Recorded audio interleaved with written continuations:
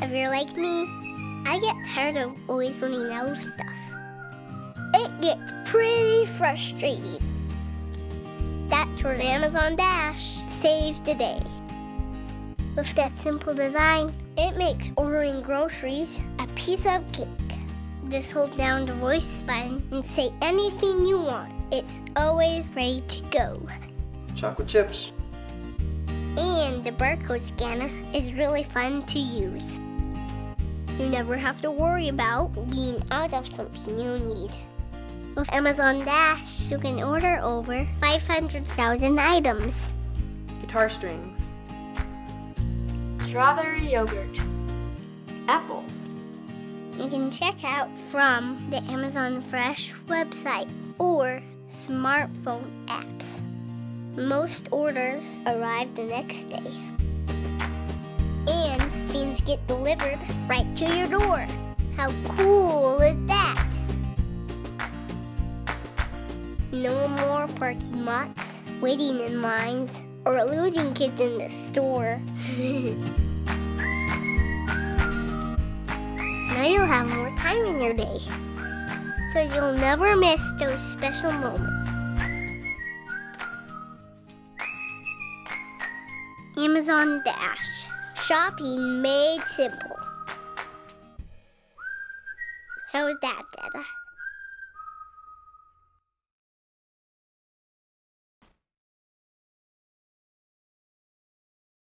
Hey guys, so today I'm going to be going into our fulfillment center in Pennsylvania again, but this time I'm going in as the same person, Mark, but we're going to be talking, I'm going to be talking to an HR person about my ideas for fulfillment and growth within the company, and just really for me, again, it's to get a better idea of how I should be a manager for the entire company. Oh, hi. Hey Josie, how you doing? I'm doing pretty good. What's your name again? I'm Mark. Okay, yeah. A lot of people know me as Josie, but they call me Trouble around here. Trouble. Yeah, you know, it's a good type of trouble, though. Yeah. Well, it's good to know somebody in HR now, so it's nice to meet you. Yeah, exactly. You know, a lot of people think that, you know, HR, we don't do anything, but HR is really what makes a company run. Mm-hmm. And so, you know, if you have a bad HR, then you're going to have a bad company, but, you know, with Jeff up there, you know, anything can go. You know, we're actually putting the company more towards his philosophy because that's how Jeff wants it. Yeah. So, Jeff want what Jeff gets. Well, it's good to have you guys around because from what I hear, he doesn't really focus too much on the interpersonal stuff. He's much more focused on other things. So. Oh yes, I mean my interpersonal for himself, but that's another story. Yeah. That's that right now. Yeah. So what brings you here? So I came in to talk about kind of my.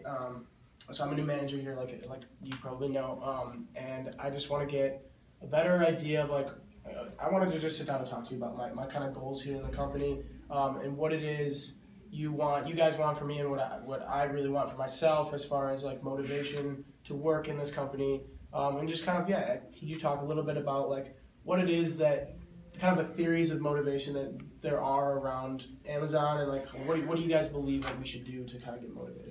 Okay, well before we start on motivation, there's a couple things that you should know about Amazon. Okay. Is that since we're constantly innovating, we use something called a transient advantage, and that's when you just like constantly innovate. You heard about competitive advantage, right? Yep. Yeah. So transient advantage pretty much is you kept innovating. So pretty much we're constantly changing things. Okay. And so the way that we run things around here is constantly changing, and that makes it really hard for an HR person, or better yet, just harder for a manager in general, because the way that we set up things, everything's constantly changing. We're bringing in new machines all the time, you know, new policies and everything. And so that's just one thing that you just need to get down. All right, so one of the things, are you familiar with any motivation terms? I think I had to take a class in college on like kind of HR stuff. Like I think I remember talking about motivation a little bit, but not. Okay, have you ever heard of something called Theory Y?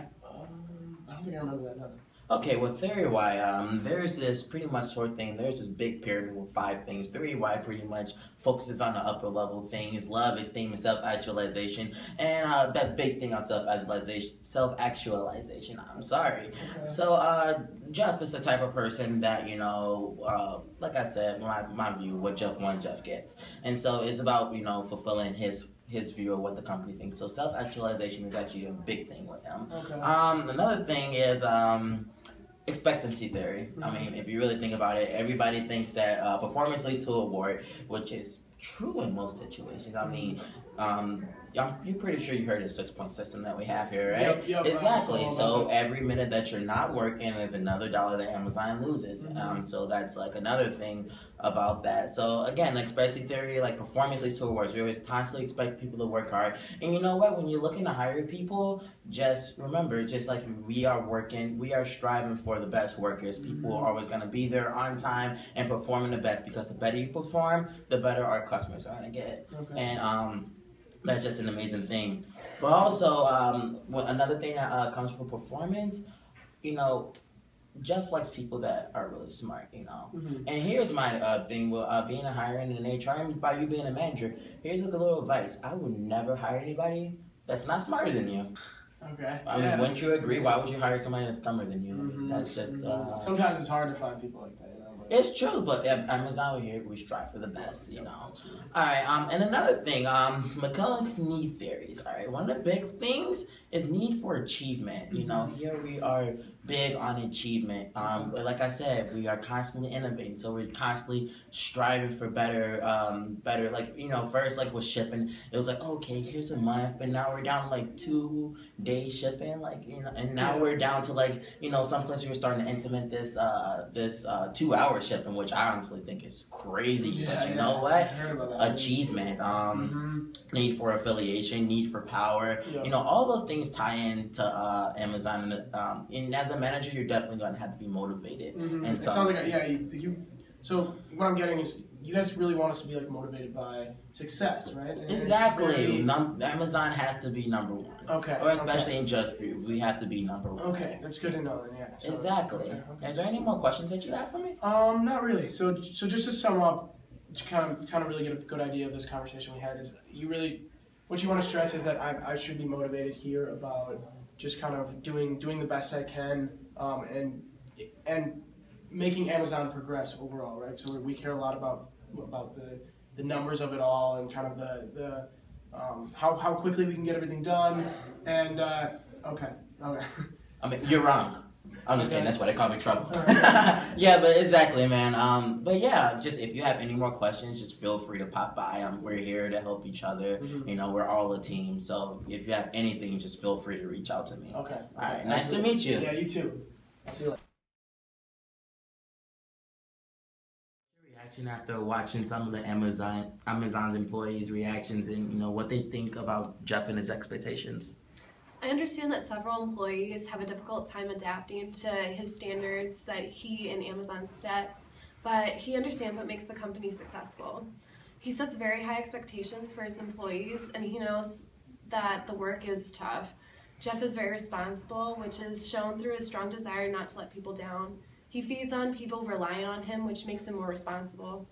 He also expects his employees to be as responsible as he is, which can be tough for some people. What can you tell us about what Jeff values that no one else can see? Jeff is extremely courageous. This is shown when he quit his job on Wall Street to start Amazon. As his wife, I was all on board. I wanted him to fulfill his dream, and I backed him on that. I also think that a part of Jeff that a lot of people don't know is how much he values his family. He loves to travel with me and the 4 kids. He's mentioned to me several times about how he doesn't want to look back on his life when he's 80 years old and realize that he never spent time with our kids. He values the time that he spends with them, and just as much as he does with the work that he does at Amazon, he's also extremely unselfish. The Everything Store was written by Brad Stone. Jeff believes that he gets way too much credit that he was given in the book. There are a lot of people who played huge roles in Amazon's history, and they're just almost completely left out or just barely mentioned. Maybe someday I'll write that book and make sure that those people get credit. Maybe someday he'll write that book and make sure that those people get the credit they deserve.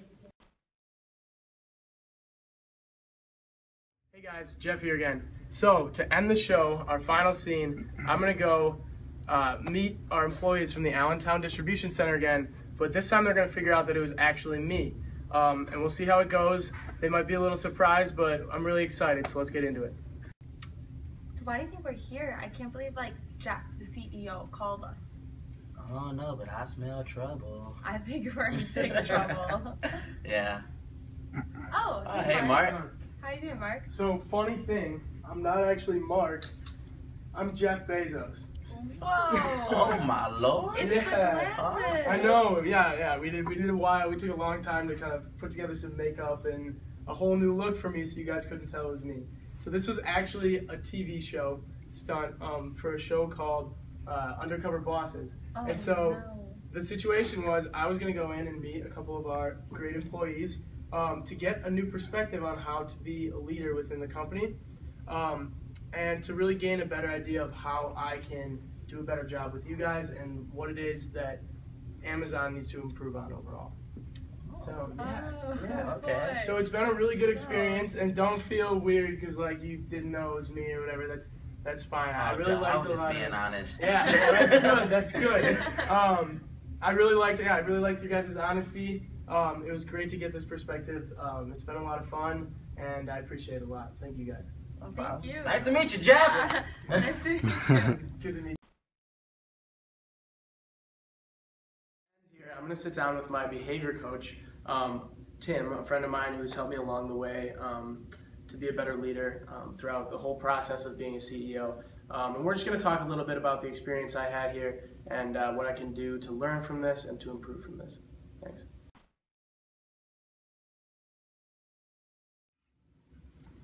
Hey Tim, how you doing? Jeff, how you doing? I'm all right. So you got a couple questions for me? Yeah. I'm just kind of really trying to learn a lot from this experience I had with Undercover Boss, and so I'm really hoping that you can help me a little bit with just understanding some of the stuff I've learned so far. So my first kind of thing is, I definitely noticed in a couple of like the interview things where I was undercover that some of the employees definitely think I'm a very tough leader. Do you agree with that, or like how do you see me as a leader? Yeah, I mean, you definitely want management. I mean, you have management skills, but you want people to just do things. You know, you don't like to give them help. You just kind of put them off and just have them do things. So you delegate a lot of smaller responsibilities to people that you view as lower than you, which would be everyone in the company. But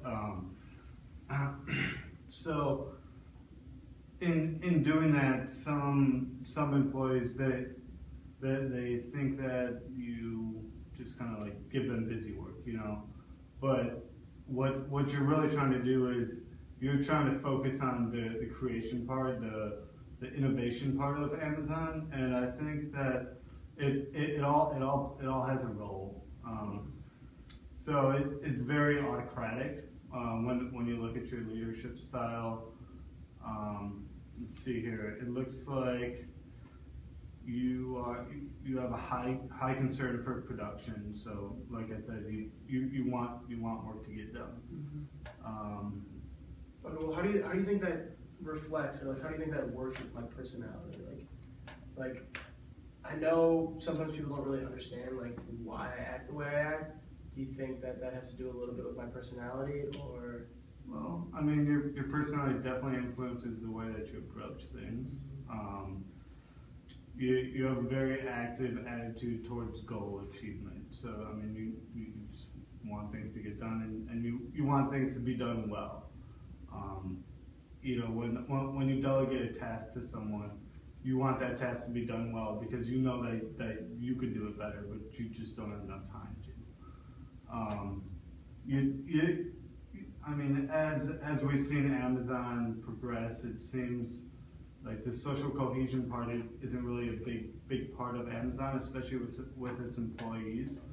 And sometimes that creates conflict between employees, which would, just employee relationships, which is actually kind of rare in leaders. You see them more as they promote social cohesiveness, and that's kind of how things get done, is by everyone being together. But yeah, I mean, just like everyone's a different type of leader, just like everyone's a different type of person. I mean, every CEO is different, and you want to focus on the innovation side, so sometimes there's drawbacks to that. And then kind of the last thing about this is I've heard a lot about a term called the servant leader, and I know a lot of kind of big business leaders today are being like revered as good servant leaders. Do you think of them at all? Like, what does that really mean? And like, is that bad if I don't do that, or what is a servant leader? Yeah, so like traditionally lower in the organization, well, like the lower someone is, they tend to be servers to top management. So I mean, you think of like an intern in a company would be doing busy work, work that everyone can do, but just not everyone has time to do. So like the higher you go, the more responsibility that you have. I mean, the tougher the work gets, and I mean that's kind of what you see with your position, obviously. But I'd say, well, so servant leadership was developed by Robert Greenleaf, and it focuses on top management attempting to serve those below them, and focus on developing people and helping them perform as highly as they can. Okay. So, characteristics of a leader that would practice servant leadership would be listening, empathy, compassion. You know, the soft skills, persuasion, and you seem to lack some of those softer skills. Okay. It can be, or it's also known as emotional intelligence. But yeah, I mean, you don't really possess those characteristics in the workplace. In your personal life, I'd say it's different. You're definitely caring, compassionate for your wife and kids. But as far as your work experience, it's just kind of, I mean, it's different. So, I mean, everyone's different. Every leader is different. Every CEO is different. So, I mean, you have nothing to worry about. I mean, I'm glad you went on the show because I think it opened your eyes, some of your personalities, and some of the things that you can improve on, especially, you know, talking about servant leadership, some of the soft skills. It makes people connect with you on a higher level than just getting work done. Yeah, well, I mean, it's been a good experience, and it's good to think about this stuff. And I always appreciate you sitting down and helping me with these kind of more touchy-feely things that I'm not always good at. So yeah, I'll always here to help. Yeah, all right. So Thanks a lot. yeah, no problem. I'll see you later.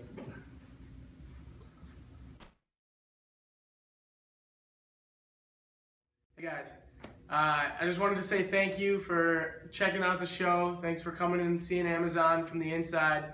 It's been a lot of fun. I've learned a lot. And remember, next time you need something, stop by Amazon.com.